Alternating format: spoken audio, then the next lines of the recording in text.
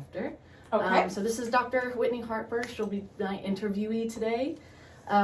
Who's your professor? Professor Folks. Folks? Yes. Hi.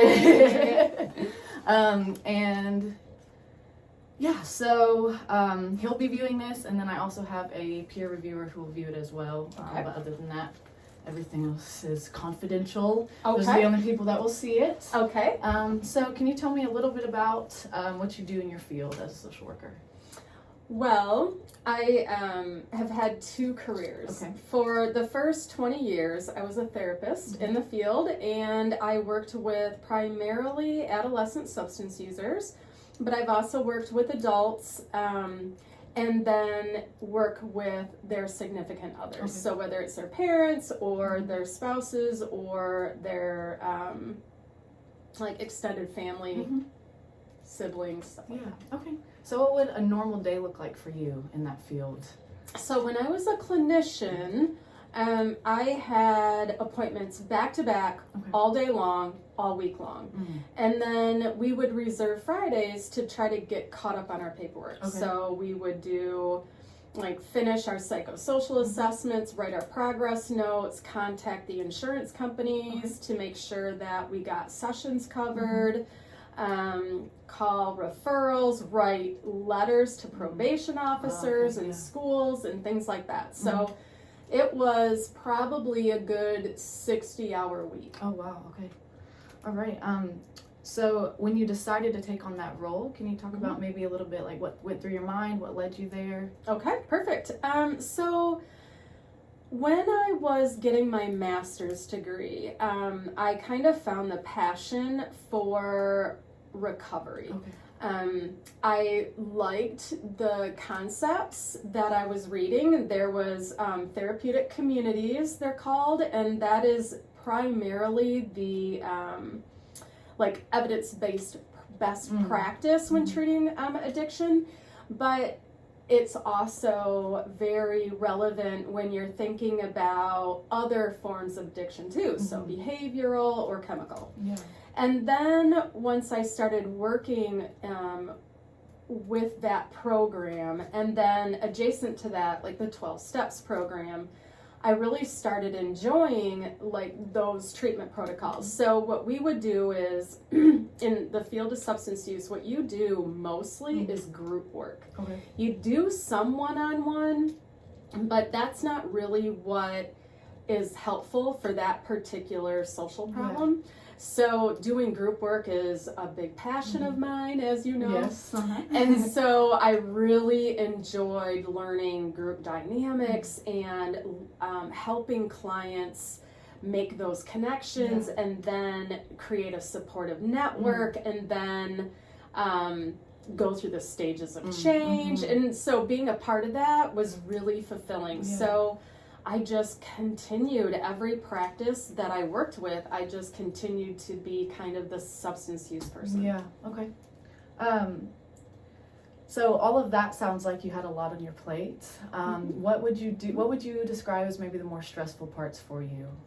Paperwork. Okay. Paperwork is extremely stressful. If you are not good at time management or you struggle with procrastination, you can get so behind. And when you get behind, a couple of things happen. One is the agency you work for, they don't get paid because they need all the required paperwork to bill. So we can't bill appropriately. They can't reimburse in a timely manner. And so that's like secondary, but your agency's not going to love to have you as an employee when you do that. But primarily, when you do go to write your notes, they're not going to be very accurate if they're so far behind. Yeah. And I'm not someone who takes notes when I work with a client, so staying on top of that was really difficult because there is just so much paperwork involved. So that was primarily the biggest stressor. Yeah. The secondary, maybe really far second, is if you don't have good boundaries, that stuff really can penetrate your soul. I've been to numerous funerals. In the field of substance use, there's really 3 outcomes. You get sober, you go to prison, or you die. Yeah. And I've always heard that when I went to Mhm. school, but it's so true. Mm-hmm. So you have to deal with losing Yeah. people that you really spent a significant amount of time creating that therapeutic relationship Mhm. with. And especially when they're adolescents. Yeah. Oh man, it's so sad to see a can imagine how 19-year-old, hard, their Mhm. funeral. It's so sad. So So within all that, what are some ways that you practice self-care or maybe keep yourself building those boundaries and keeping those boundaries? you nailed it, Abigail. I am very good at setting boundaries. And I had to do that with a chaotic family Mhm. environment I Yeah. had. So I learned that young, and I think that really saved me because I wasn't someone who took a lot of work home. Yeah. Now, if there was a funeral, that's just, you'd have to be pretty much, your heart would have to be made of stone to Mhm. that not impact you. But I was pretty good about boundaries. And I am someone as well that works really hard, but Mhm. I play really hard. Yeah. Mm-hmm. So I've always traveled and hiked and horseback and animals and, lots of friends. And so I've had a really, really fortunate group of awesome friends Yeah. that are very adventurous. So it was a Yeah. really good balance. That's awesome. Yeah. So we've talked about the maybe more stressful side of your job. What would be your favorite part? Like, what keeps you waking up every day, loving what you do, and enjoying your job? Abigail, I'll tell you, Mm-hmm. it's the emails I get later, the letters I get later. Mhm. I have to tell you this story. I shared, I think, about a client of mine in our class. He just sent me an email to invite me to his wedding. Oh my goodness. And this kid was so isolative and depressed and had no connections and was just so desperate for feeling loved. And he's getting married, and I know the girl, and she's amazing, Yeah. and I'm just so happy. And to think they invited me Yeah, to that's their awesome. wedding, I mean, that was 2010. So and I've gotten so many, not enough to be a monthly occurrence for sure, but over all the years I've gotten enough that just helps you understand that whether were the one that planted the seed or you were the one that was their last therapist, knowing that it works is really, really important, because there's just going to be many, many, many times where you're going to feel like you are not doing the good you thought you were, what you set out to do. Yeah. That's awesome. Well, that gives me some hope then. Some faith towards the future, Oh, for you'll sure. touch people's lives Yeah. for sure. Awesome. I have no doubt. Thank you. I guess another question that I have is, what process did you take schooling wise, like certification wise, to get to the licensing that you have? Okay. So when I first started my bachelor program, I thought I wanted to be a psychologist. Okay. I knew that I wanted to work one-on-one. I wanted to do therapy. And so I thought I had to get a psychology degree. So I got my bachelor's degree in psychology. And I'm going to be honest with you, I ultimately regret it, even though those courses were exactly what I wanted to learn, because I ended up getting my master's in social work. But for you, because you have your bachelor's in social work, you get to do the accelerated program, so you can get your master's in 1 year. Yeah. Well, I couldn't. Yeah. So it took me over 3 years to Okay. get my master's degree in social work. But hindsight's 2020. I didn't have an excellent advisor Yeah. to help map this out for me. And I was a first generation college student, so if I did, I probably wouldn't have showed up, Yeah.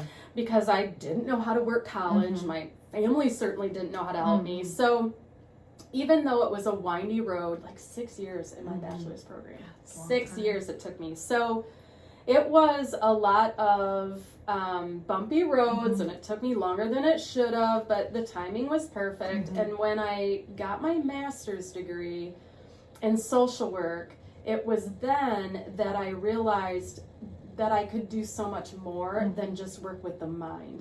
I thought, I just want to work with the mind and personality and psychoses and those types of things. And now I'm so grateful that I do more of ecological approach, and I can help someone in so many different situations, like transportation, like how are they supposed to come see me? And I never even took a bus before in my life. So I'm like, if I'm going to give clients a bus ticket, I need to figure this out. So like I looked at the bus schedule. It's not easy. No, it's hard. It's very difficult. I looked at the bus schedule and I tried to get to work, and it took me 2 hours. It was a 25-minute drive. And I'm like, it just gives you so much perspective. And I think that if I would have stuck with psychology, I just wouldn't have thought about all of these other like pieces of life that so impact your emotional well-being. Yes.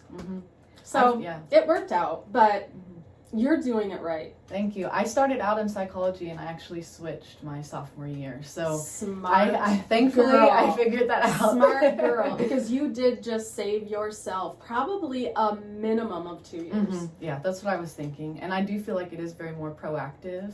Yep. I like the mind as well, but I like being able to help in all the other aspects. So that's really cool. And I mean, it's a no-brainer. Like if I think about my life, if I hate my job, I'm miserable. My relationships aren't great. And if I think I'm stuck in that job because I lack skills, I'm not thinking about, oh, well, I'm just going to learn new ones. You need help to figure out, can you do that? Is it going to be cost effective?